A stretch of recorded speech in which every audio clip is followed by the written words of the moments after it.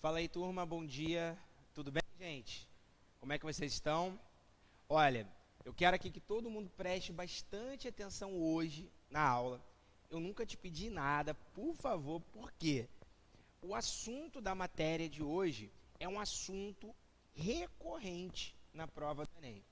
Então, se eu fosse elencar aqui como professor de história, os temas que mais caem no Enem, sem dúvida alguma, eu vou colocar como a Primeira República como sendo uma das que mais cai, seja na prova do Enem ou seja também na UERJ, ok? A gente vai dividir a aula sobre a Primeira República em duas partes. Hoje a gente vai ver alguns aspectos da política e da economia, e na aula que vem também nós vamos ver tema que é muito importante, seja para o Enem ou seja principalmente para o UERJ, que são os movimentos sociais que surgiram na Primeira República, ou seja, movimento de brasileiros como eu e você, movimento de pessoas de carne e osso como eu e você, na maioria pessoas pobres que lutam por algum direito, seja por melhor condição de vida, seja, por algum direito de trabalho, enfim, movimentos sociais, tá? Então, na nossa aula de hoje, nós vamos nos ater principalmente no aspecto político e que, como vocês vão ver daqui a pouquinho, quando a gente fizer os exercícios, nós vamos ver e exercitar, porque vocês vão ver que são 10 a 15 questões sobre o tema, tá? Então, são coisas muito importantes que é extremamente necessário que aquela pessoa que vai estudar para o Enem saiba, tá? Então, a gente tem muita coisa para ver e hoje eu vou aqui dar uma acelerada para a gente poder fazer todos os exercícios que estão aí disponíveis na apostila de vocês. Show de bola? Beleza? Galera, quando nós falamos nas nossas últimas aulas sobre a história do Brasil, nós tratamos um período riquíssimo e vasto, que foi o período monárquico do Brasil. Nós vimos aqui certas características do governo do Dom Pedro I, o primeiro reinado, período regencial e, sobretudo, o segundo reinado, com o poder comandado por Dom Pedro II.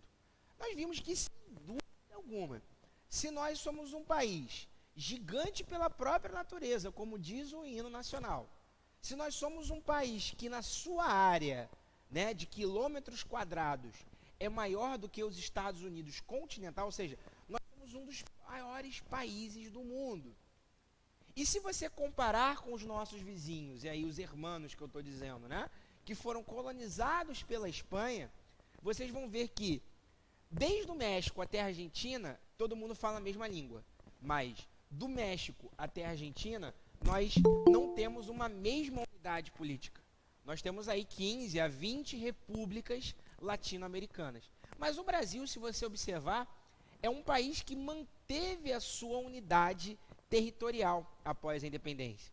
É um país que se formou com base numa monarquia comandada, sobretudo, por um português chamado Dom Pedro I, representante da Casa Real dos Bragança. Então, nós vimos aqui coisas extremamente necessárias e importantes para sabermos sobre o período monárquico.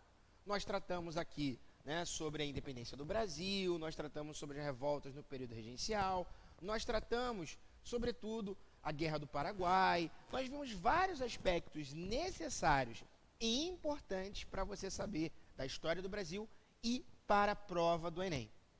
Agora, quero que vocês observem isso. Após a Guerra do Paraguai, o Brasil forma uma nova instituição política, uma nova instituição do Estado que se chama Exército, ok? Antes da Guerra do Paraguai, o Brasil não tinha um contingente militar de militares que protegiam a nação. Militares são funcionários públicos que recebem, na teoria, para poder proteger a nação. Agora, após a Guerra do Paraguai, esse exército, formado por Dom Pedro II, ele vai começar a se voltar contra o próprio império. Então é como se fosse aquela figura, né, do Frankenstein, né, que o cara cria um monstro e aquele monstro vira contra o criador, né? É mais ou menos isso. A gente tem que entender o final do império a partir de uma série de conflitos e desgastes que estavam envolvendo a família real. Mas, por outro lado, nós podemos dizer que Dom Pedro II governou durante quase 50 anos o Brasil, né? Ele ficou 49 anos. Ele pegou em 1840 com 15 anos e largou com quase 65, né, em 1889, que é o tema da nossa aula de hoje, a partir do momento republicano da história do Brasil.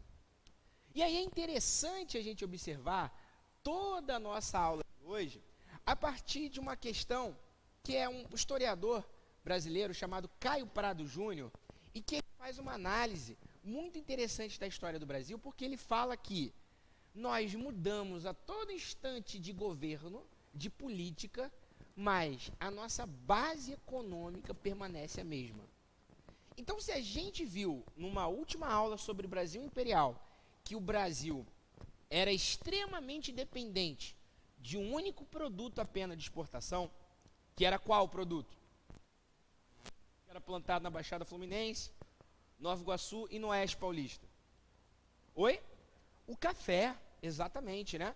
Então, o café, ele ainda vai permanecer como a base econômica do Brasil, mesmo com a troca de regime político monárquico para o republicano. Então, é interessante a gente observar que, a partir do período republicano, parece que aqueles cafeicultores aqui da Baixada Fluminense, mas sobretudo os paulistas, eles ganham mais poder ainda, a partir da República. E são esses temas que a gente vai tratar aqui na aula de hoje, em que esse primeiro período chamado de Primeira República, ele é muito também nomeado como República Oligárquica. O que é a República Oligárquica? É uma república em que poucos participam. É uma república em que poucos saem beneficiados dela. E quem são esses poucos? Os cafeicultores. E que vai ter um nome muito especial, que são chamados de coronéis. Então, essa relação entre a política do Brasil, entre a república e o coronel, eles vão estar intimamente ligados nesse esquema político chamado de política dos governadores, como a gente vai ver aqui na nossa aula de hoje. Então, a tônica dessa aula, a base dessa aula, vai ser a gente observar essas nuances do poder republicano no Brasil a partir do ponto de vista, não que a maioria assuma o poder numa democracia como nós temos hoje. Não que uma maioria participasse do processo político como nós participamos hoje através do voto ou sendo votado. Mas a gente vai ver um joguete político ali comandado por uma minoria que eu digo assim de 2 a 3% do Brasil, em termos de pessoas. Então, essa Primeira República, é muito importante a gente perceber essa contradição. Se a palavra república, como nós tivemos na aula do Império Romano, né, sobre Roma Antiga, significa coisa pública, coisa do povo, nós vamos ver que a república no Brasil não era muito do povo. Ou, qual é o conceito de povo para os políticos, né, daquela época? Então, a gente vai ver que as decisões políticas, os direitos, os benefícios dessas políticas estão destinadas a uma mínima parcela da sociedade, conforme nós vamos ver aqui. No próximo slide, a gente vai tratar aqui sobre o motivo que levou à queda da monarquia, né? Isso é muito polêmico, por quê? Né? Quando a gente fala que começa, por exemplo, uma guerra na história, você não tem como falar um ou dois motivos, né? Tem milhares. Quando um presidente cai na história, você não pode falar por causa de um ou dois motivos. Tem milhares.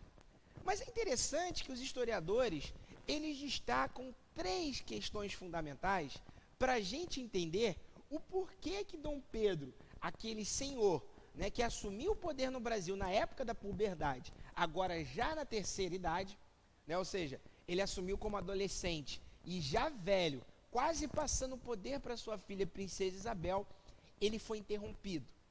A monarquia não continuou no Brasil.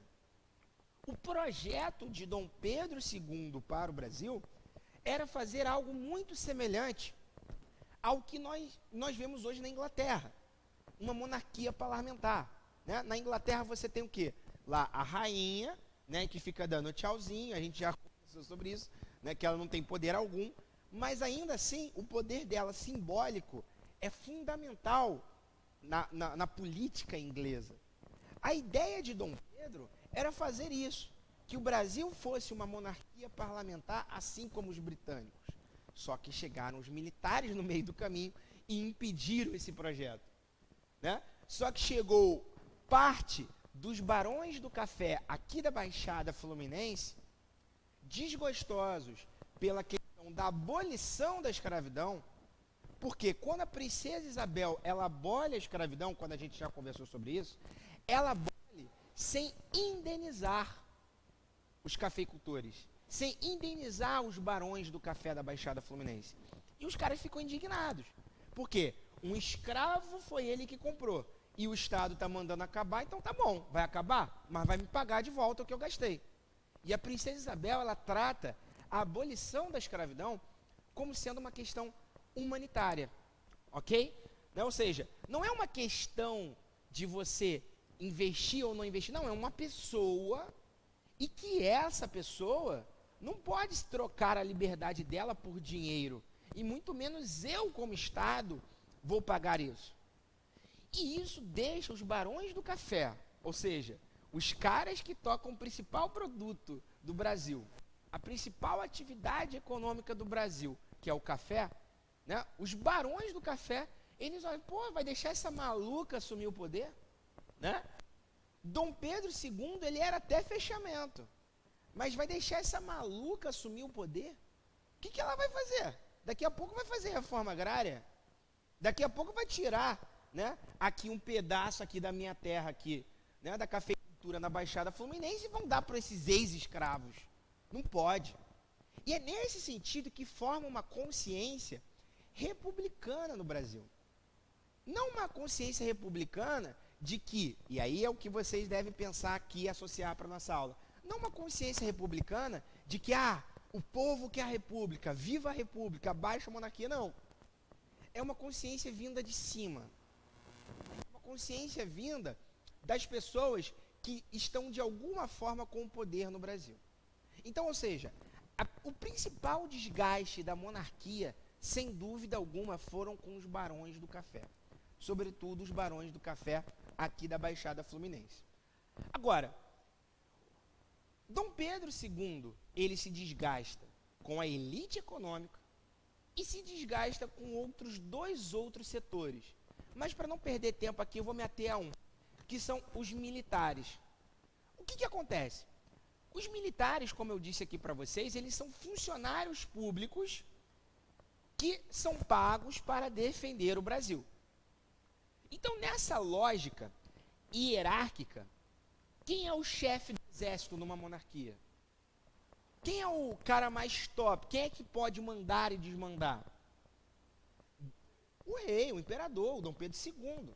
Só que alguns militares falaram algumas coisas ruins do império. Alguns militares que tinham a convicção republicana, alguns militares que tinham uma convicção de que tinha que se abolir não só a escravidão, mas também a monarquia, eles não se escondem da sua opinião. Eles vão na imprensa e falam mal. Então, por exemplo, um coronel chamado Sá Madureira, Menar Madureira. Esse cara, ele vai e fala mal de Dom Pedro. E o que Dom Pedro faz? Ele vai lá e manda prender aquele cara. Por quê? Dentro de uma hierarquia, eu sou o chefe e você, como subordinado, não é para ficar falando mal de mim na imprensa. Então, quando ele prende alguns militares que falam mal dele na imprensa, os militares começam a tomar uma consciência assim, opa, prenderam um coronel daqui a pouco vão prender um marechal. Né? Prenderam um cara aqui de alta patente do exército, um oficial do exército. Daqui a pouco eles vão prender os velhos marechais, os tops, última carreira do exército, que naquela época eram os marechais.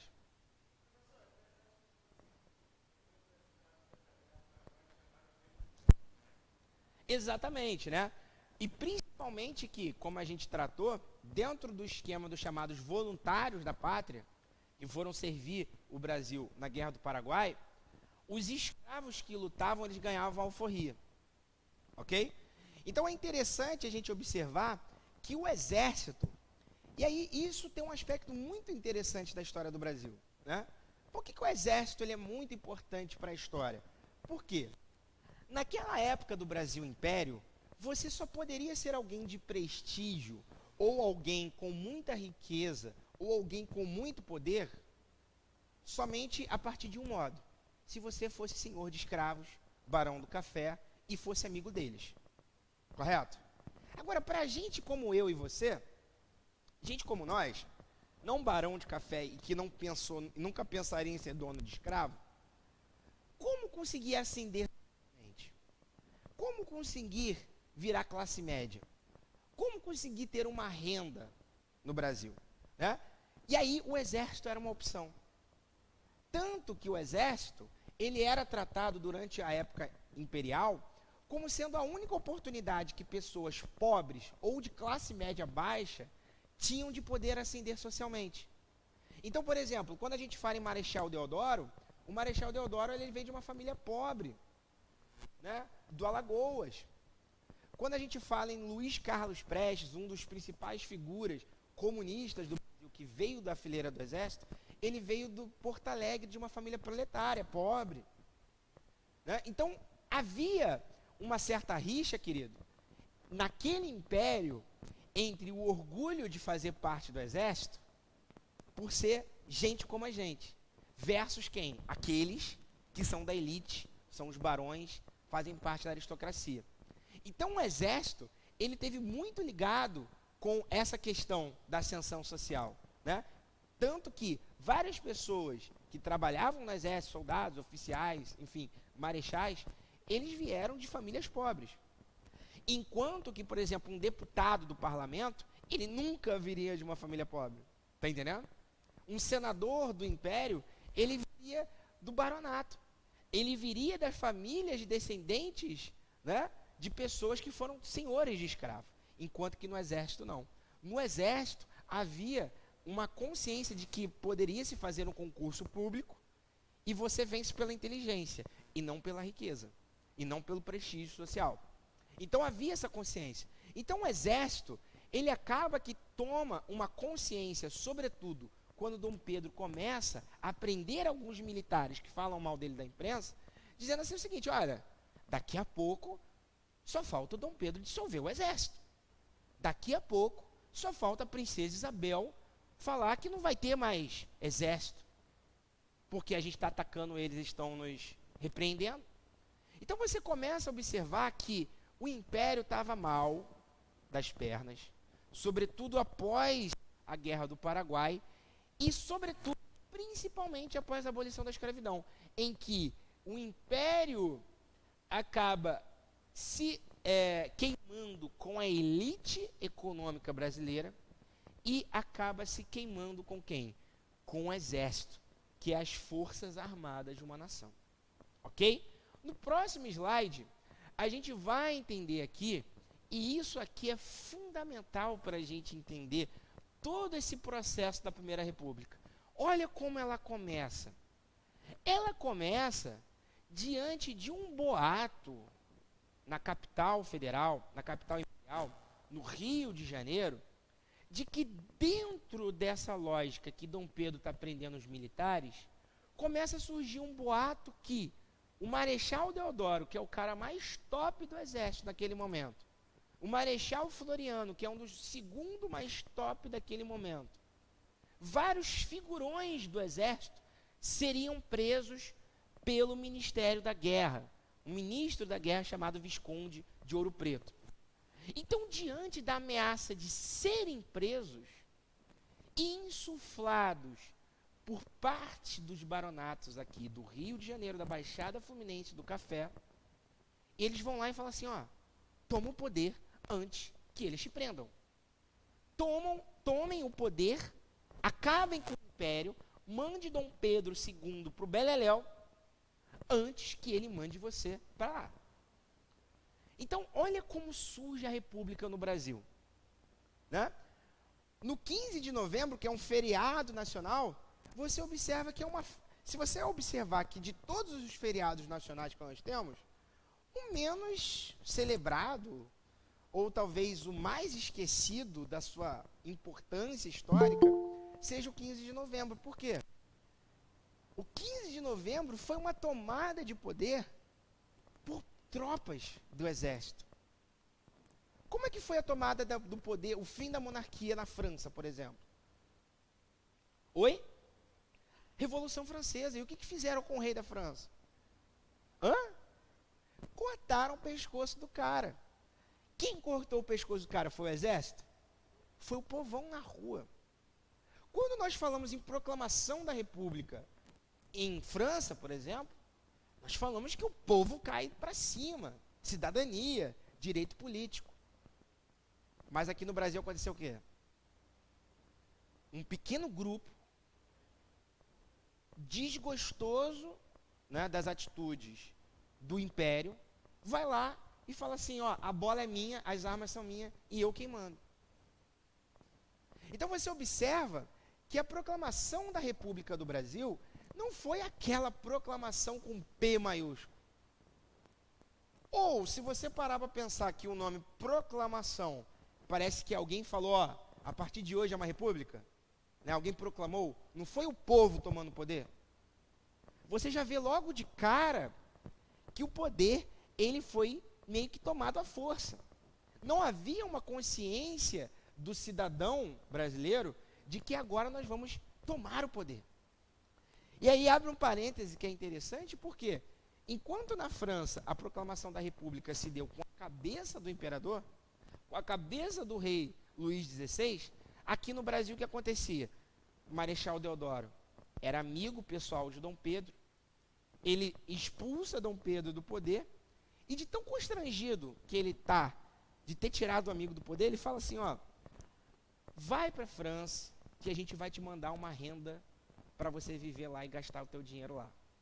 Então, ou seja, enquanto na França, né, cortaram a cabeça do rei, aqui no Brasil proclamou-se a República, só que essa proclamação da República foi meio envergonhada, porque os militares que tomaram o poder, eles foram lá e pagaram uma pensão para a família real viver na França, na Europa. De tão sem graça, porque eles eram amigos do cara. Então, assim, é um movimento político, no mínimo, estranho. Não foi uma tomada consciente do poder do povo. Não foi o povo que foi para a rua, né, e foi fazer isso. Né? Pelo contrário, os soldados, eles tinham medo do povo, porque existiam uns grupos do Rio de Janeiro, sobretudo capital, que era chamada o grupo dos capoeiras. E que esses capoeiras, que era a guarda negra, né, chamado de guarda negra da princesa Isabel, eram pessoas lutadoras negras da classe popular que estavam dispostas a enfrentar qualquer tentativa de golpe no Brasil. Então, olha como surge a República no Brasil, com medo do povo. E isso é muito importante para a gente entender toda essa República. No próximo slide, existe um famoso relato que aconteceu no dia, que é desse jornalista chamado Alexis Lobo. Né? E aqui eu vou pegar aqui um trecho que ele fala assim, eu quisera poder dar a esta data a denominação seguinte, 15 de novembro, primeiro ano da República, mas não posso infelizmente fazê-lo. O que se fez é um degrau, talvez nem tanto, para o advento da grande era. Em todo caso, o que está feito pode ser muito, se os homens que vão tomar a responsabilidade do poder tiverem juízo, patriotismo e sincero amor à pátria. Ou seja, né, ele está, no dia que aconteceu, ele está torcendo que a parada dê certo. Como trabalho de saneamento, a obra é edificante. Por ora, a cor do governo é puramente militar. E deverá ser assim. O fato foi deles só, porque a colaboração do elemento civil foi quase nula. E aí a famosa frase dele: o povo assistiu aquilo, ou seja, a proclamação de uma república, uma mudança de regime político no país, assistiu aquilo o quê? Bestializado, atônito, surpreso, sem conhecer o que significava. Então, a proclamação da república aconteceu em frente ao prédio do Ministério da Guerra, onde hoje é o Arquivo Nacional, ali perto da Central do Brasil. Então imagina um trabalhador indo trabalhar na Central do Brasil, aí começa a ver um monte de tropa, né? Um soldado lá com uma espada para cima, viva a República. Então, o que está acontecendo? Né? Estou indo trabalhar, pô. Né? Ou seja, não há a participação popular. E esse elemento, ele vai ser fundamental para a gente entender toda a lógica do período republicano. Que a elite que toma o poder, seja ela militar, ou seja ela civil, como a gente vai ver, eles têm uma certa antipatia com o povo. E a contradição é, como que pode ser uma antipatia com o povo se é um nome do governo, uma república, que é para o povo? Como que pode haver isso? E aí no próximo slide, vocês vão ver, sobretudo, esse debate aqui, que é um debate muito importante para a gente entender, né, certa parte da história brasileira, e alguns dizem que até hoje. Por quê? A república, por si só, ela não é uma ideologia, como liberalismo, como comunismo, como anarquismo. Não existe um movimento republicano. A república é um modo de se governar, ok? Agora, como vamos governar o Brasil? Aí é que se lança os dados, aí é que se lança a sorte. Tá, mas essa república veio, ok, mas como vai ser essa república? E aí nós temos que ter, né, essa divisão clara na nossa cabeça dessas duas ideologias que são dominantes em dois grupos que querem duas coisas opostas. De um lado, nós temos os partidos republicanos, Partido Republicano Paulista, Partido Republicano Fluminense, Partido Republicano Baiano, Partido Republicano Gaúcho, e aí, etc. Cada estado tem seu partido republicano. Quem é que está no topo desse partido republicano? A elite cafeeira. Se em Minas, e em São Paulo e na Baixada Fluminense a elite está no topo, na Bahia, por exemplo, é a elite do cacau, ok? Em Pernambuco, a elite do açúcar. Em cada região vai tendo a sua elite de acordo com quem é o dono da produção. E o que querem esses partidos republicanos paulistas, mineiros, fluminenses, baianos, gaúchos? Qual é o projeto deles? O que eles querem? Eles querem uma república chamada de federalista. O que é o federalismo? É quase um Ctrl-C, Ctrl-V dos Estados Unidos. Você não tem lá nos Estados Unidos, por exemplo, a ideia de que um estado, a maconha é liberada e outro não. Um estado tem cadeira elétrica, outro não tem. Um você pode ter porte de arma, outro você não pode ter porte de arma. Exatamente, porque cada estado tem uma autonomia frente ao poder central. Então, esses caras que fazem parte da elite local, eles querem estar livres para poderem ditar as suas ordens locais. Mas eles se inspiram muito nos Estados Unidos, nesse projeto de que existe um poder da União, um poder central, vai ter sim um presidente, vamos nos manter unidos, só que aqui, né, na Bahia, vamos ter uma característica própria. Aqui no Rio de Janeiro, nós é quem vamos mandar. Em São Paulo, são os paulistas que mandam.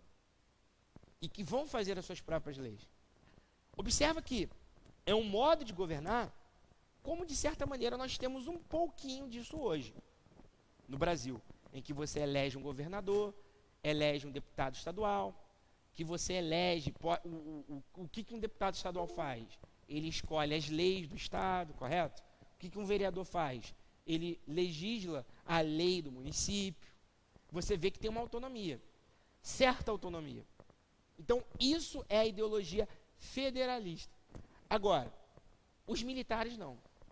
Os militares, eles tinham uma ideologia chamada de positivista. O que é o positivismo? É o amor por princípio, a ordem por base e o progresso por fim. Né? Só que, na hora de fazer a nossa bandeira, eles tiraram o amor e só deixaram a ordem e o progresso. Né? O que é a ordem e o progresso positivista? Como que é a visão positivista de governo que está, sobretudo, na cabeça dos militares? Para os militares, o parlamento é um mimimi, primeiro. Então vocês vão ver que toda vez no século, guardem isso, toda vez no século XX, em que os militares tomam poder no Brasil, seja com Getúlio Vargas, ou seja na ditadura militar, como a gente vai ver lá na frente, qual é a primeira coisa que eles caçam? O parlamento, o Congresso. Por quê? Se a meta é fazer o Brasil evoluir, eu sei como fazer isso, eu não preciso pedir permissão aos deputados. A lógica de você ter um parlamento e ter um poder executivo, poder judiciário, poder legislativo, é dividir o poder mesmo, para que ninguém concentre tanto poder. Mas o positivismo não, o positivismo, ele quer concentrar todos os poderes. Por quê? Falar que um deputado, né, por exemplo, possa barrar a minha medida que eu quero fazer para o país, é um absurdo. Isso impede o progresso do país. Então, por exemplo, os militares que defendem o positivismo, eles têm essa concepção de que o governo que está no poder, ou seja, o deles, sabe o que é melhor para o Brasil. E como eles sabem o que é melhor para o Brasil, né, não precisa ter deputado, não precisa ter STF. Então você vê que esse debate positivista, ele está presente, para não dizer até hoje, 2020. Né, de pessoas que acham que o parlamento é babaquice e que o STF é pior ainda. Por quê? Essas pessoas chamadas de positivistas, elas querem um poder forte. E os militares, eles estão preocupados de, vai eleger um governador do Rio, vai eleger um governador de São Paulo, um governador de Minas. Não. Quem vai indicar sou eu. Porque esse cara tem que estar alinhado com um projeto de país. Então, é interessante a gente observar isso, porque, seja na era Vargas, quando os militares dão um golpe com Vargas, ou seja, né, com Castelo Branco em 64, quando inicia-se a ditadura militar, eles fazem essa mesma coisa. Eles caçam o Congresso, limitam o STF e não deixam que as pessoas elejam governadores. Mas sim, é ele quem indica quem vai comandar o Estado. Então você observa que essa visão republicana, ela vai estar no DNA do Exército Brasileiro. Ela vai estar no DNA da concepção de que o Exército, quando está em momento caótico a política, eles entram e arrumam a casa. Eles entram e governam de uma maneira até mesmo autoritária, mas para botar ordem, para ter o quê? O progresso. Okay? Então, você observa que são duas concepções de repúblicas totalmente diferentes uma da outra. Os militares são quem toma o poder e tem uma visão positivista, e de outro lado, você tem a elite econômica do Brasil querendo autonomia para os estados, querendo também ser deputado, querendo ser senador. Então você observa que são dois projetos distintos. No próximo slide, a gente tem a famosa Constituição de 1891, ou seja, foi a Constituição brasileira que acabou com aquela do poder moderador vinda de Dom Pedro I. Foi a primeira Constituição republicana da história do Brasil. E se tem alguma coisa em comum, seja dos militares, ou seja, da elite econômica federalista que propõe o federalismo, o que eles têm em comum? É que eles desconfiam do povo, como eu te disse.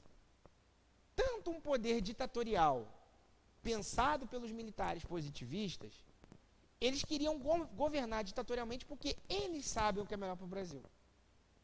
A elite econômica da Baixada Fluminense, a elite econômica paulista, a elite econômica mineira, que fazem parte dos partidos republicanos, eles também não querem que o povo participe. Por quê? Para eles está muito bom eles mandarem. Quanto menos pessoas novas entrarem no círculo de poder, melhor. Então o que eles têm em comum? Os dois não gostam muito da ideia do povo meter o bedelho no governo. Né? Tipo, os dois desconfiam do povo na participação. E isso está expresso nessa Constituição. Por quê? Essa Constituição, ela vai falar o seguinte: viva, somos uma república. República, desde o Império Romano, é o quê? Né? Desde a concepção de Roma antiga. Participação do povo. Coisa pública. Mas essa república só vai participar dela quem? Quem for homem e alfabetizado. Né? Então, ou seja, se hoje nós podemos olhar, às vezes até dentro da nossa casa, que nós percebemos que tem um monte de pessoas analfabetas, muito embora as pessoas se digam alfabetizadas, você imagina há 120 anos atrás. Né? O nível de analfabetismo do Brasil era muito maior do que hoje. Então, o que ele faz? O que esses republicanos fazem quando tomam poder? Vamos abrir para o voto? Vamos. Para o povão? Não. Para quem? Para quem é alfabetizado. Então, o critério para participar da República, para votar e ser votado, é você ler livros, saber ler e escrever. Aí você se pergunta: poxa, professor, mas como que um indivíduo, como que uma pessoa, um mesário, vai saber se aquela pessoa é alfabetizada ou não? Por quê? No dia em que ela for votar, guardem bem isso, o mesário vai estar lá, eu sou mesário, né? E como é que o mesário fica? Fica lá sentado com uma carinha nada agradável, né? Com um sono. Vem, próximo, né? Aí chega lá o próximo. Ah, eu vim votar. Tá bom. Então leia o que está escrito aqui. Né? Aí o cara pegava, né? A página do periódico do início. Ah, então ele sabe ler. Em quem você vai votar? No Joãozinho. Ou seja, o voto era aberto. E como que eles sabiam quem era alfabetizado ou não era? Porque o cara que ia votar, ele tinha que ler um negócio na hora. Então você imagina a pressão que existia para o eleitor, de tipo assim, ele provar para um mesário que ele sabe ler. Primeiro. E em segundo, imagina uma pressão de um cara votar no interior do Brasil, onde tem um monte de gente armada e que está ali prontamente para ouvir em quem você vai votar. Então você observa que esse período republicano é um período tenso. Por quê? A imensa massa não participa e os mínimos que participam ainda estão submetidos, possivelmente, a uma coerção externa. Então, por exemplo, quando hoje você vai votar e um mesário te diz assim, ó, deixa o celular aqui em cima da mesa, e você vai perceber que a cabine fica lá no cantão da sala, por quê? Porque o voto é secreto. Nessa época, o voto era o quê? Aberto. Ok? Nessa época, o voto você tinha que falar no candidato que você ia votar. E aí, para muitos historiadores, essa vai ser uma das degenerações principais dessa república. Por quê? No próximo slide, a gente vai ver que houve, dentro dessa concepção de república, em que o povo não participa, em que a elite quer permanecer no poder, em que os principais querem permanecer, né, com os mesmos status que possuem e não querem ceder para uma pessoa que vem de baixo, vai ser a base da degeneração moral dessa república para vários historiadores. Então é interessante que dentro dessa concepção em que poucos votam e que é possível controlar o voto desses poucos, houvesse uma natureza dessa república em que os dois principais estados, eles eram os manda-chuvas da nação. De um lado, São Paulo, e de outro, Minas Gerais. São Paulo, nessa metáfora cunhada pelos historiadores, representando o café, e leite, representando o principal produto de Minas Gerais. Por que era uma república do café com leite? Por quê? Havia um grande acordo nacional, na política, em que ficaria 4 anos na presidência da república um paulista ou alguém apoiado por um paulista, e depois um paulista segurava a onda e dava para um mineiro. E aí ficava 4 anos na presidência um mineiro, e depois ele saía e vinha um paulista. E assim sucessivamente. Ok? Então, como que poderia haver essa noção de que, pô, como é que você sabe que o povo vai votar em um mineiro depois? E como é que um paulista sabe que daqui a 4 anos ele vai votar de novo? Como é que eles sabem disso? Como é que eles conseguem ter a certeza de que, pô, a eleição, vocês concordam comigo, há de concordar comigo, que a eleição é meio que surpresa. Muitas pessoas que você nunca pensou que ia ser eleita foram, e muitas pessoas que você pensou que ia ser eleita não foram. Toda eleição tem um elemento surpresa, exceto na República do Café com Leite, exceto na República Oligárquica. Por quê? No próximo slide, você vai ver que havia um grande esquema político nacional, em que todo político sabia quem seria o próximo político, em que todo governador sabia quem ia ser o próximo governador, e que todo presidente sabia quem seriam os próximos presidentes. Por quê?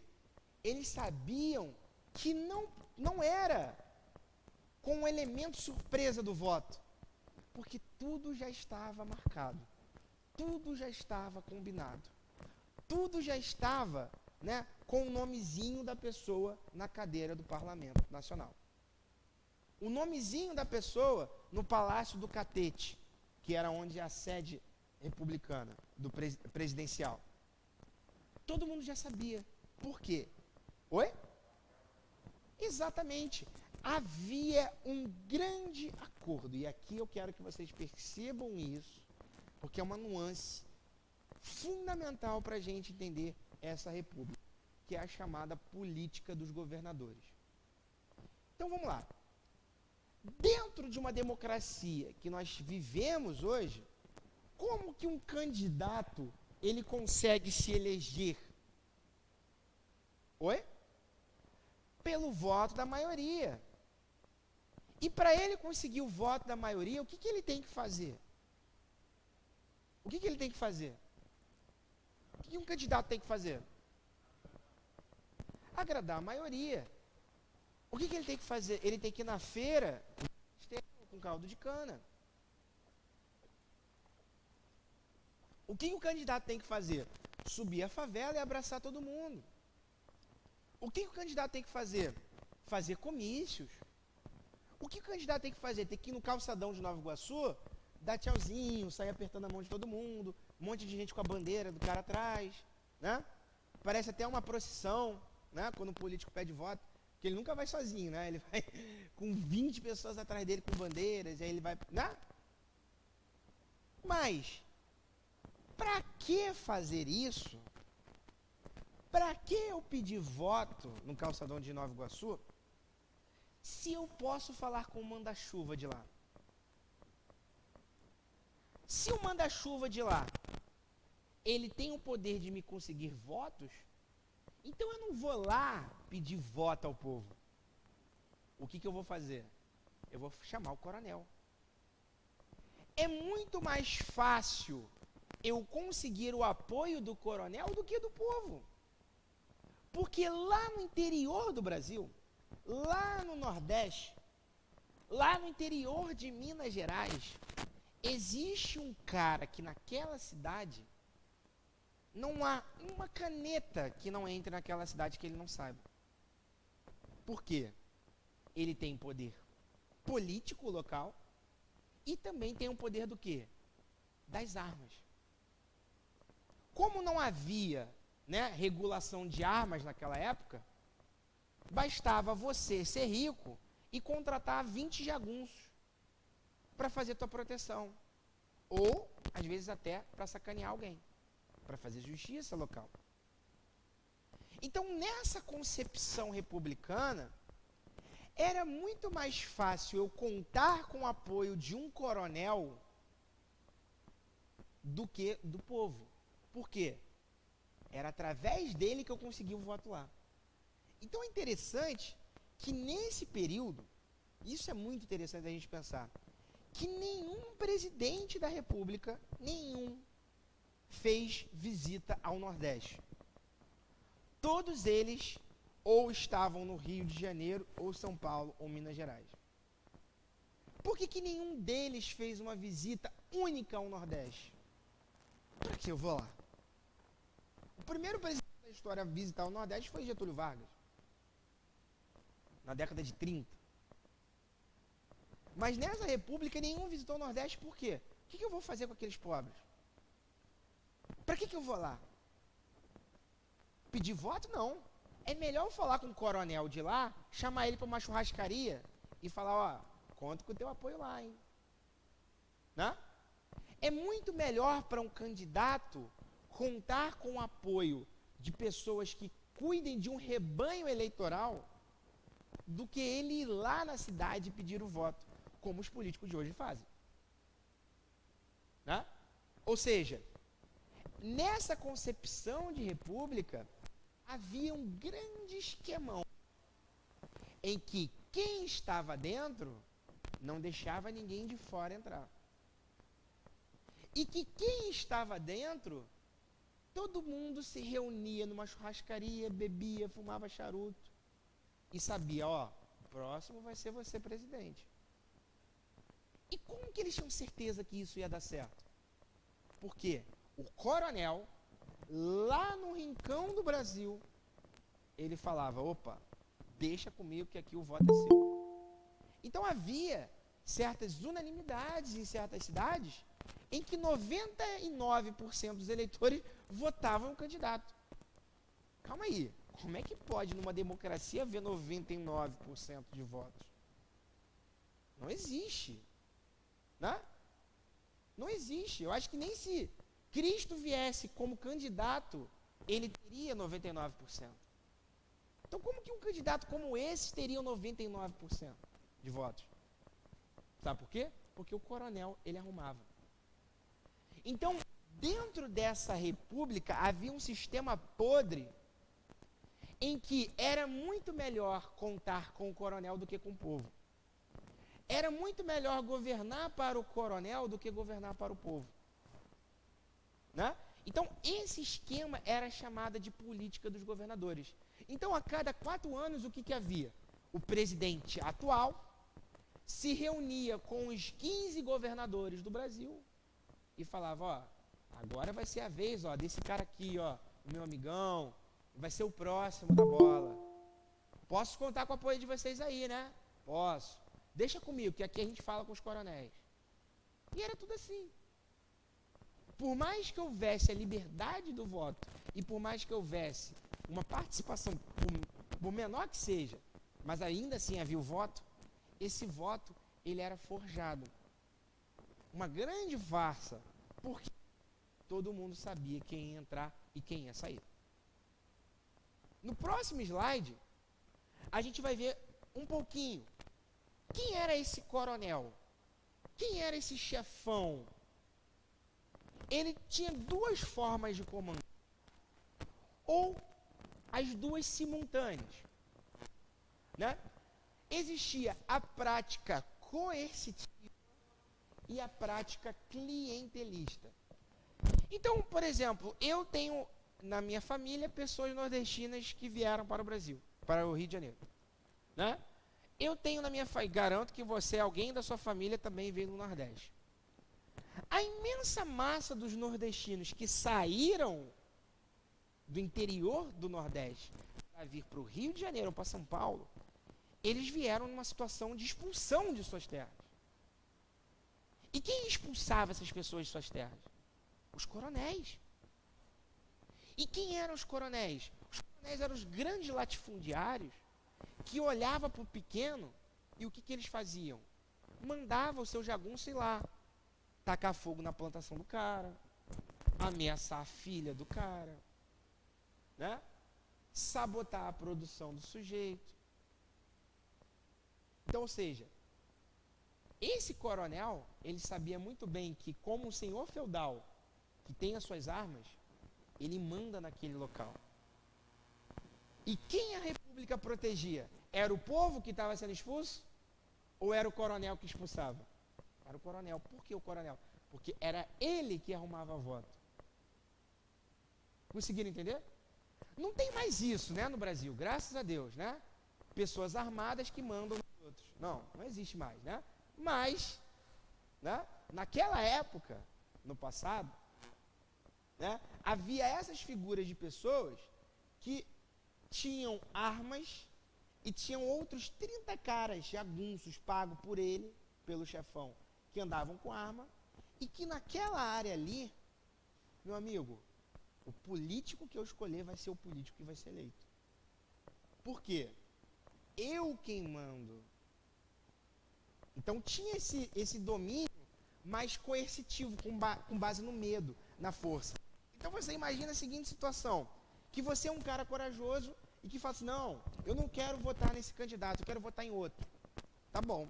Aí você chega lá na urna eleitoral, chega no dia do voto, e aí o mesário com aquela carinha, né, de simpático vai falar, e aí, vai votar em quem?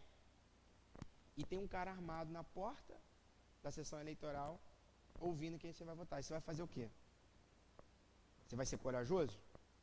E deixar tua mãe na mão desses caras? Deixar seu namorado ou sua namorada na mão desses caras? Deixar o seu filho à vista desses vagabundos? Não. Então o que a pessoa fazia? Vou votar nessa pessoa. Entendeu?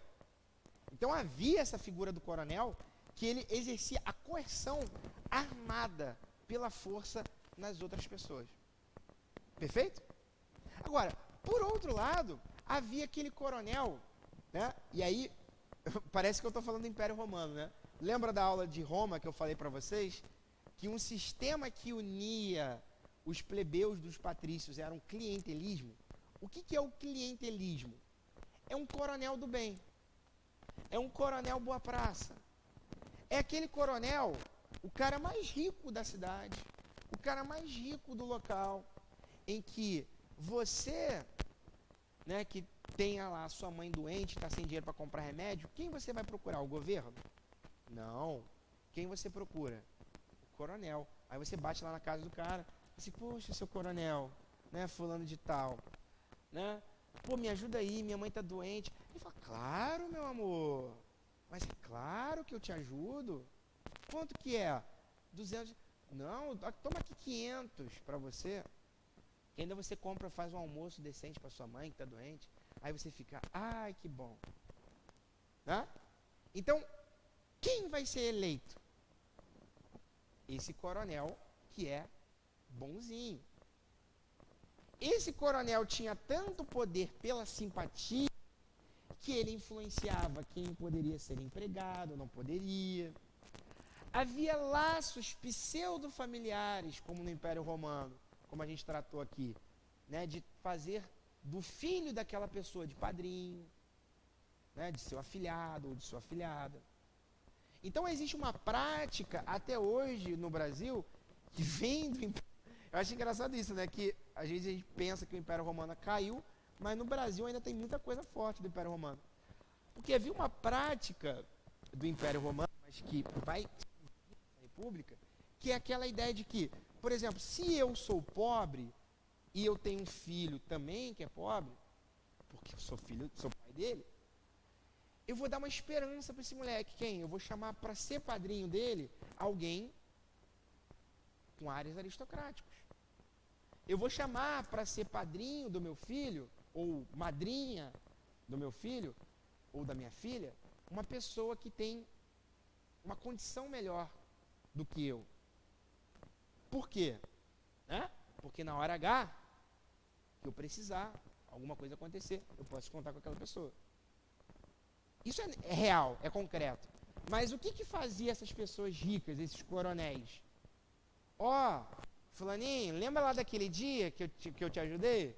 Agora chegou o dia de você me ajudar. O meu filho vai vir como deputado. Beleza, hein? Não esquece, avisa para todo mundo. Né? Aí a pessoa, ai, que bom. Né? Ele me ajudou, eu ajudo ele. Então, isso é o clientelismo. Se você me ajudar, eu vou te arrumar um cargo legal. Tá entendendo? Então, ou seja, como se convence a votar em alguém? É pelas suas ideias, pela sua ideologia, pelas suas propostas? Ou é pelo benefício pessoal? Ou é pelo medo de tomar tiro na cara? Pela coerção? Né? Então, essas duas figuras do interior do Brasil vão ter um papel fundamental nessa república. Qual o papel? De mandar e desmandar em quem vota ou não vota. Show de bola? Então, na base desse sistema podre, existe poucas pessoas ricas, mas são elas as que determinam o futuro dessa república. Quem a justiça vai proteger? Quem os deputados vão proteger? Quem as leis vão proteger? O cara que sofre na mão de um coronel ou coronel? Coronel. Afinal de contas, são os filhos do coronel que são juízes. Ok? Então são essas coisas que nascem na República Brasileira e que, né, muitos dizem que até hoje, dizem a má língua, que até hoje isso é muito presente. Né? Para você conseguir voto, você tem que ir para a rua pedir? Não. Eu posso chamar um figurão. Eu posso chamar um cara que representa uma grande massa de pessoas, seja religiosamente, culturalmente, seja um youtuber, seja sei lá quem for. Ou seja, até pessoas, né, que andam por aí armadas. Né? Que também, isso tem que ser dito. Que acontece. Então, ou seja, é nesse esquema podre de república em que nós temos a chamada República Velha, a primeira república ou a República do Café com Leite. E no próximo slide, para piorar ainda a situação, você tinha ali certas fraudes, em que, por exemplo, os coronéis, para votar em alguém, arrumar pessoas, eles pegavam dentro do cartório da cidade documentos de pessoas que já morreram. Para poder falar, está constando oficialmente que aquela pessoa votou. Mas como que eles conseguiam ter acesso ao cartório? Ou chegava armado, ou às vezes ele era o dono do cartório. Né? Então era muito fácil manipular esse voto. Não havia um Supremo Tribunal Eleitoral como nós temos hoje. Qualquer um podia chegar lá e botar o que quisesse.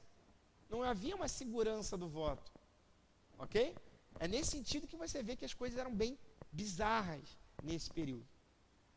E no próximo slide, né, para a gente já começar a fazer os exercícios, aquilo que eu falei para vocês no início. Ou seja, essa república, ela tinha uma preocupação econômica. Qual? Agradar o pequeno empreendedor, agradar os industriais, agradar o comerciante, agradar o professor, o advogado. Não, a meta deles era quem? E o que a elite planta? Café, principalmente café. Então esse governo republicano é um governo que está voltado no quê? Em beneficiar o café. E aí eu trouxe aqui como símbolo para vocês dessa perversão do governo, que é o chamado Convênio de Taubaté. O que é o Convênio de Taubaté? Olha o que o governo, olha a mamata que o governo arrumou. Qual é o medo de você ser comerciante? Por que todas as pessoas não abrem um comércio? Por que você não abre um negócio? Oi? Para não competir com os grandes. Mas para você sobreviver como comerciante, você precisa do quê? Oi? De renda, mas como que você consegue a renda de uma loja? Vendendo. Só que qual é o grande problema do comércio? Todo dia vai ser vendido? Todo dia vai ter alguém para comprar? Então, todos os negociantes do mundo têm diante de si o principal dilema.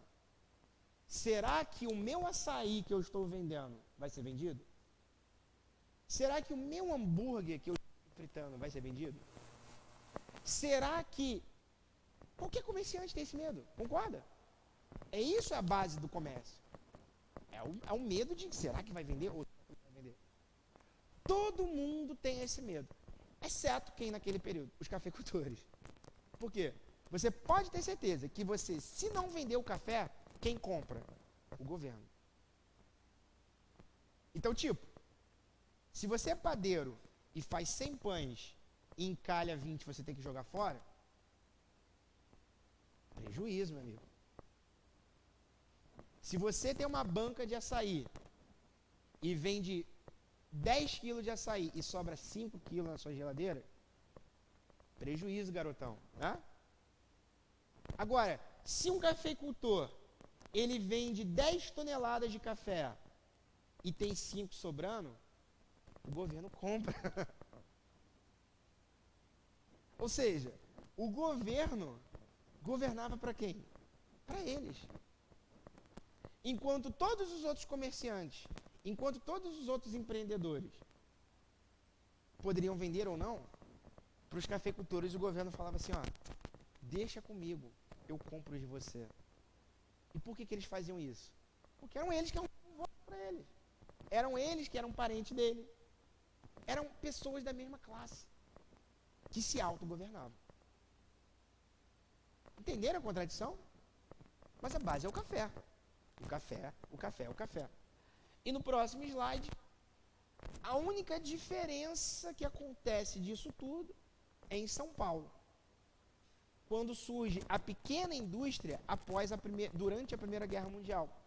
Por quê? O Brasil sempre teve essa configuração econômica de vender produtos agrícolas e de importar produtos manufaturados. Concorda? O Brasil comprava panela da Alemanha, comprava roupa da Inglaterra, comprava não sei o quê. Mas e a Primeira Guerra Mundial, que vai ser o tema da próxima aula, numa outra aula, né? Quando a Inglaterra está lá, ao invés de vender roupa para o Brasil, está fazendo uniforme para a guerra, e a Alemanha, ao invés de vender panela, está fazendo fuzil, onde que o brasileiro vai arrumar panela? Onde que o brasileiro vai arrumar roupa? Aí começa a surgir, a fomentar a industrialização de São Paulo. Sobretudo com a imensa massa de imigração de europeus para São Paulo. Enquanto o Rio de Janeiro absorveu muitas pessoas do próprio Brasil que vinham do Nordeste, que vinham de Minas Gerais e migravam para o Rio, para a Baixada Fluminense, São Paulo tem uma configuração mais vinda da Europa a partir da imigração e, sobretudo, com a fomentação da indústria, da pequena indústria, em São Paulo. Então, nós vimos na nossa aula de hoje características políticas a partir do coronelismo, correto? Né? Como se consegue um voto naquele período?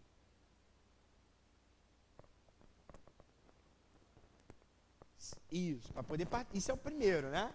Mas como que um político ele consegue um voto naquele período? Exatamente.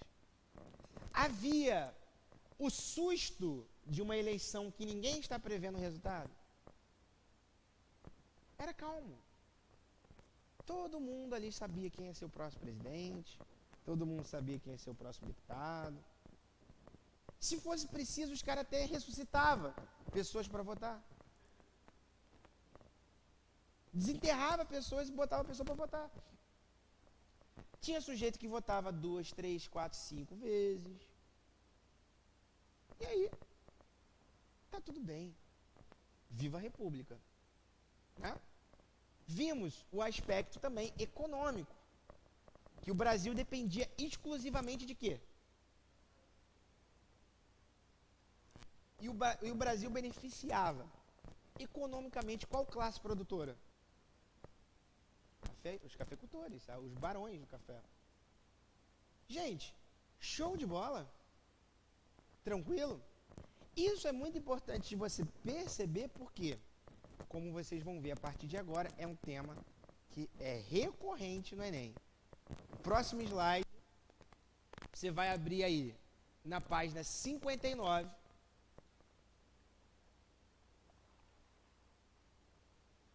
Questão 76.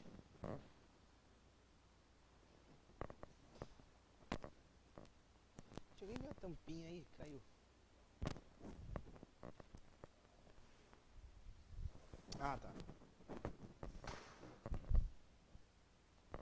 Página 59.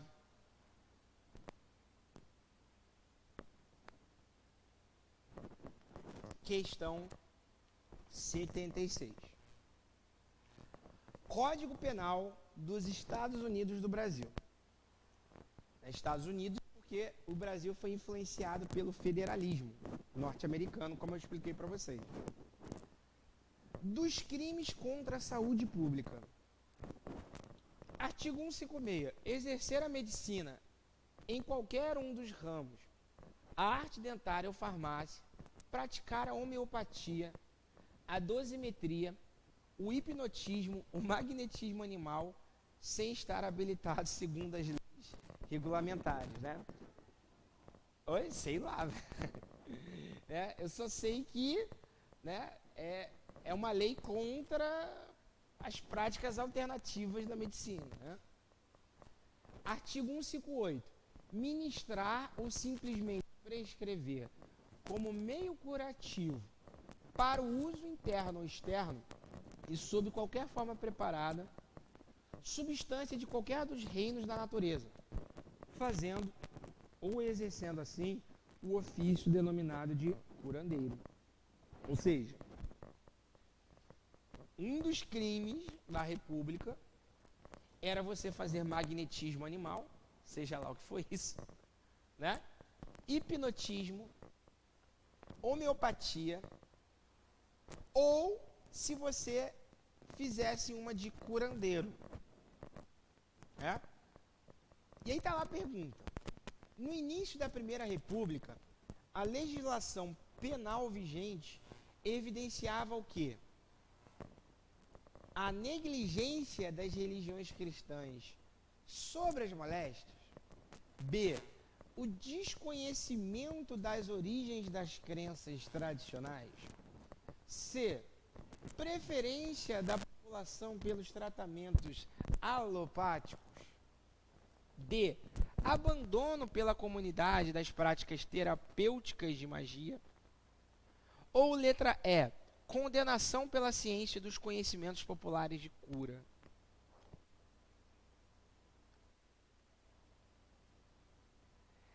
Então, nesse sentido, seria tratamentos alternativos, entendeu?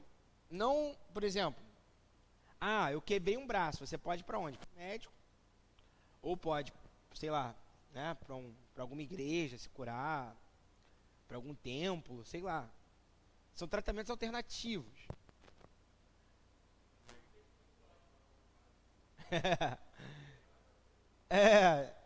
Feijão, agora tem feijão também. Agora tem até feijão. Qual é a preocupação da lei? O que os legisladores, quando fizeram essa lei do Código Penal, eles estavam preocupados para acabar com o curandeirismo?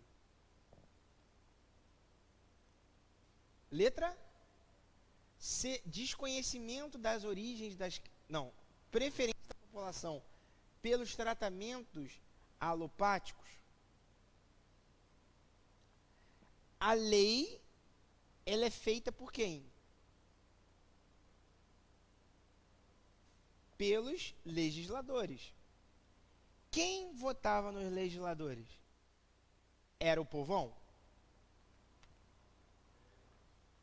Era a elite, era uma pequena parte.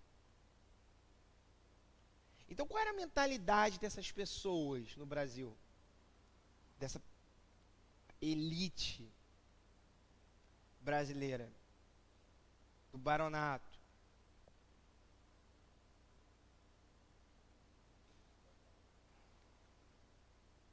Qual era, o que um senhor de escravo, por exemplo, na época não tinha escravidão, mas eles eram ex-senhores de escravo.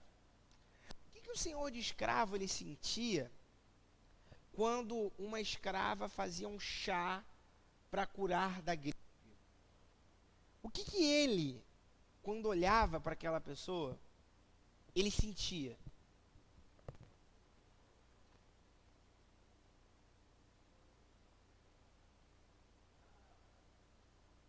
Que eram o quê? Tudo mentira, falsidade, ou como diz pejorativamente, é macumba. O curandeirismo, nesse sentido que eu estou falando nesse momento, é a ideia de que é urucubaca. A prática alternativa que essas pessoas fazem não é medicina. Fala aí.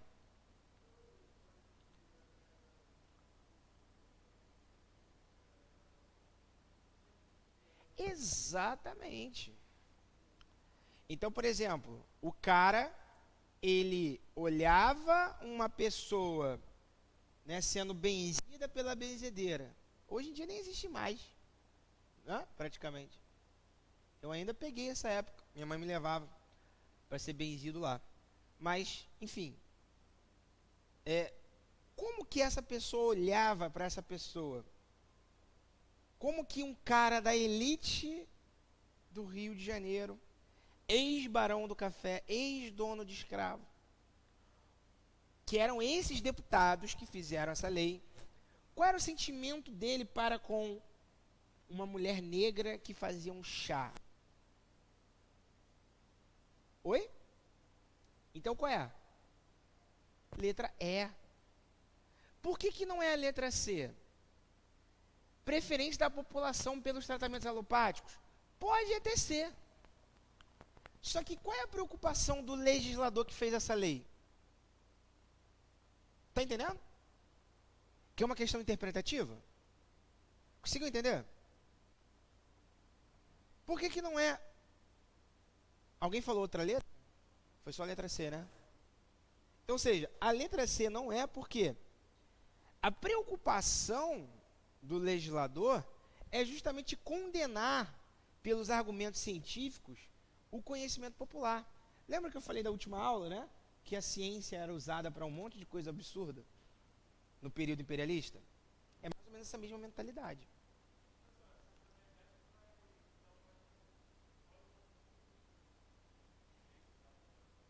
Não, na verdade é o contrário.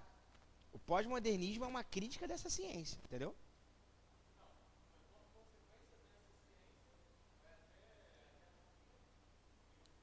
Não, na verdade, essa ciência, que é a eugenia, a ciência da raça, ciência de que existe um cérebro para uma pessoa inteligente, um cérebro para uma pessoa burra, um cérebro para a mulher, um cérebro para o homem, um cérebro para o negro, a divisão pelos cérebros, né, a frenologia, como eu falei, era uma ciência que morre com o nazismo. Quando acaba a Segunda Guerra Mundial, ninguém mais toca nesse assunto. Mas até a Segunda Guerra Mundial, 1945, tinham pessoas que acreditavam piamente nisso. Entendeu?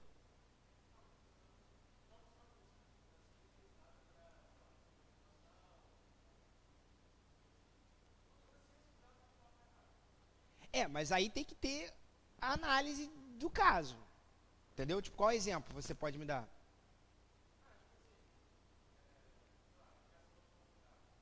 Ah, sim. Na verdade, ali já é um outro debate, né? Porque a ciência utilizada, por exemplo, para fins como o da bomba atômica, é uma ciência real. Só que se você parar para pensar, a bomba atômica, isso aqui é uma interpretação minha, tá? A bomba atômica, ela existe para não ser usada, né? Então, por exemplo, você tem países hoje como Estados Unidos, Israel, Índia, Paquistão, né, Rússia, um monte de países têm bomba atômica. A bomba atômica, ela é como a gente vai ver na Segunda Guerra Mundial, né, ela é mais uma amostra de força e de convencimento diplomático do que alguma coisa que não vamos usar, entendeu? Mas concordo contigo que fazer uma bomba atômica para quê? Não tem utilidade nenhuma, né? Não tem função nenhuma, não tem nada de construtivo para a ciência. Concordo contigo. Mas o que eu estou falando aqui nesse momento é uma concepção de ciência da linguagem da biologia para classificar o quê? Seres humanos. Entendeu? É nesse sentido. Beleza?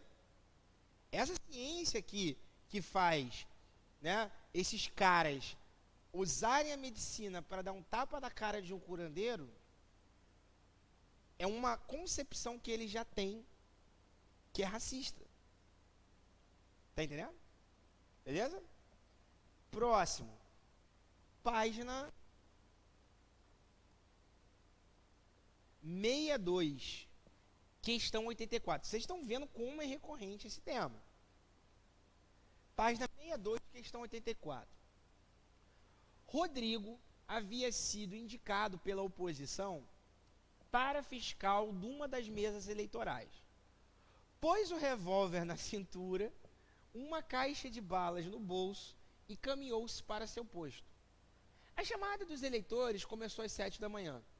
Plantados junto da porta, os capangas do Trindade ofereciam cédulas com o nome do candidato, candidatos oficiais, a todos os eleitores que entravam.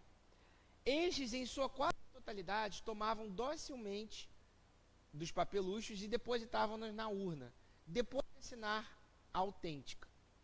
O que se recusavam a isso tinham seus nomes atenciosamente o quê? Anotados. O que ele está falando aí? Do que ele está falando? Ah, votou no Joãozinho? É? Tá bom. Tá seu nome aqui anotado. A pergunta. Érico Veríssimo, autor do texto, tematiza em obra ficcional o seguinte aspecto característico da vida política durante a Primeira República.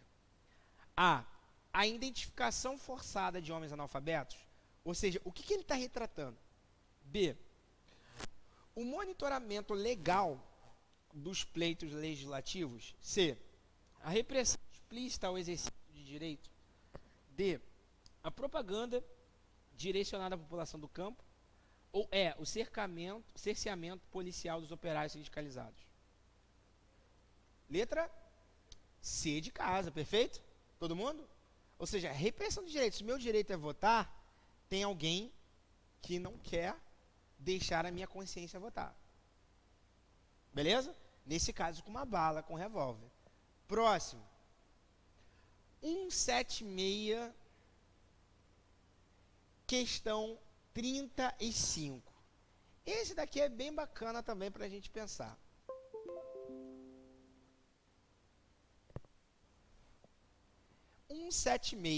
Questão 35.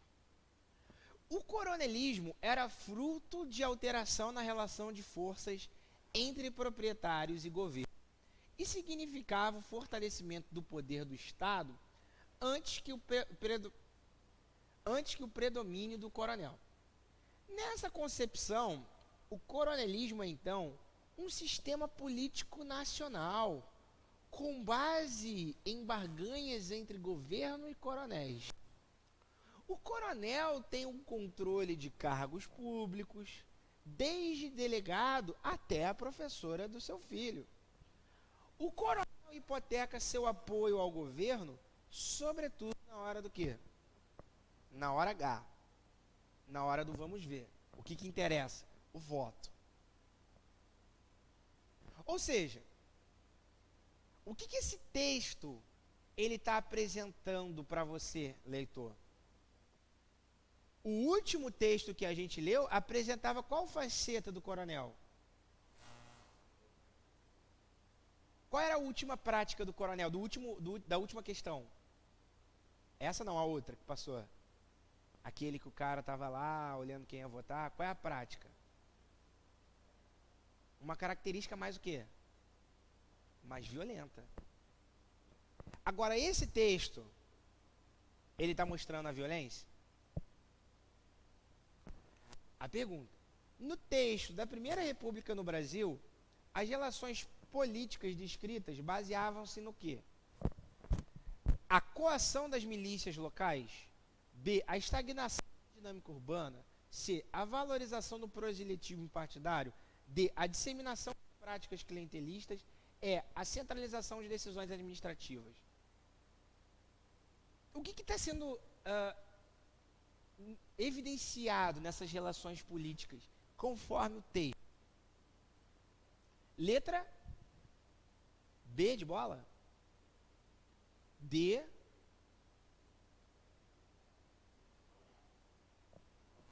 Né? Quem falou mais o que aí? Falou né?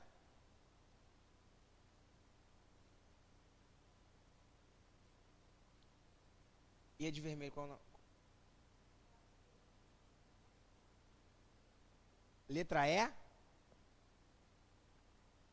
No contexto da Primeira República, as relações políticas descritas baseavam-se no quê? Conforme está no texto, nós vimos que o coronel, ele tem duas faces. Ele é o cara da bala, que foi o do último texto, mas ao mesmo tempo ele é o cara do quê?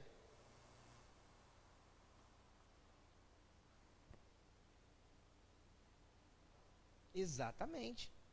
A letra D. Ou seja, ele está numa troca de poder entre governadores e coronéis. E nesse esquema, o coronel, ele pode delegar quem vai ser o delegado, o professor. E quem ele vai chamar para ser professor do filho dele? Vai ser um cara que é oposição a ele? E se o professor tiver na aula do filho dele e falar mal da política? Aí cai fora. Isso é o quê? Clientelismo. Perfeito? Então, ao mesmo tempo em que o cara, ele se apresenta, ora, sobretudo no interior do Nordeste, ou no Rio Grande do Sul, ou nos rincões do Brasil, com uma bala, com uma arma, com um fuzil e com seus jagunços, ele também é um cara dos bastidores, o cara que nomeia, o cara que empresta dinheiro, o cara que é padrinho do filho dos outros, e etc, etc. Conseguiram entender essa? Não é a letra B, por quê? Estagnação da dinâmica urbana. O Brasil era o quê? Urbano? Rural. E não é a letra E, por quê? As centralizações de decisões administrativas. Bem, não é o caso do coronel, né? O coronel, ele está no local, ele não está no Rio de Janeiro, que era a capital, ok? Próximo. Entendi. Não, mas só que ali ele está evidenciando que a relação promíscua entre a república com os governantes com o coronel. E qual é a base ali daquela relação? Dá o voto, hein? Beleza, eu te dou prestígio, te dou um cargo. Página 242, questão 33. Iniciou-se, em 1903, a introdução de obras de arte como representações de bandeirantes no acervo Museu Paulista, mediante a aquisição de uma tela que homenageava o sertanista que comandara a destruição do Quilombo de Palmares. Essa aquisição, viabilizada por verba estadual, foi simultânea à emergência de um interpretação histórica que apontava o fenômeno do sertanismo paulista como elo decisivo entre a trajetória territorial do Brasil e de São Paulo. Concepção essa que se consolidaria entre os historiadores ligados ao Instituto Geográfico de São Paulo ao longo das 3 primeiras décadas do século XX. Ou seja, o Museu Paulista está escolhendo qual vai ser a obra do seu acervo. A pergunta: a prática governamental descrita no texto, com a escolha dos temas das obras, tinha como propósito a construção de uma memória o quê? A. Que afirmava a centralidade de um Estado na política do país. B. Que resgatava a importância da resistência escrava. C. Evidenciava a importância da produção artística no contexto original. D. Valorizava a saga do povo na afirmação de uma memória social. Ou destacava a presença do indígena no desbravamento territorial colonial. Quando o Museu Paulista escolhe como representante da memória paulista os bandeirantes, e quem eram os bandeirantes? Os que caçavam índios, os que destruíam quilombos,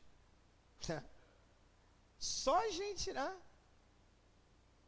do bem, só gente boa, só gente saudável. A pergunta que se faz aqui é: quando São Paulo resgata essa memória de um passado dos bandeirantes paulistas, e isso está até hoje presente em São Paulo, né? Rodovia dos Bandeirantes, Rede Bandeirantes de Televisão, Universidade Anhanguera era um bandeirante, Raposo Tavares, um bandeirante. Qual é o objetivo de São Paulo ao escolher esses caras nos 3 primeiras décadas do início do século XX, em 1903? Qual é o objetivo de São Paulo a fazer isso? Mas qual é a letra? Letra D, falou letra A.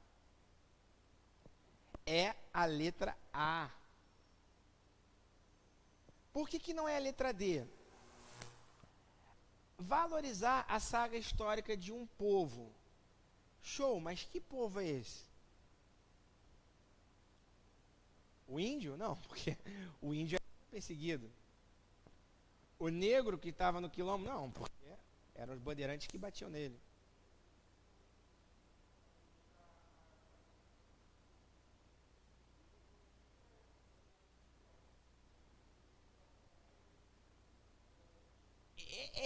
É isso, entendeu? É por isso que não é a saga de um povo, porque o povo é uma palavra muito forte. E bandeirante é uma parte do povo.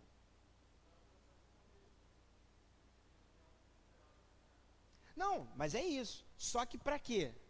Para afirmar que São Paulo tem é brabo, é demais desde a época colonial.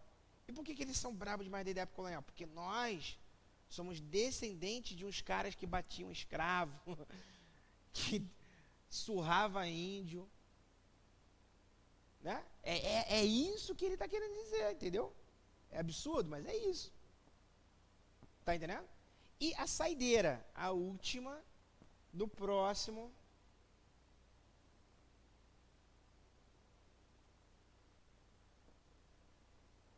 Página 307, questão 33.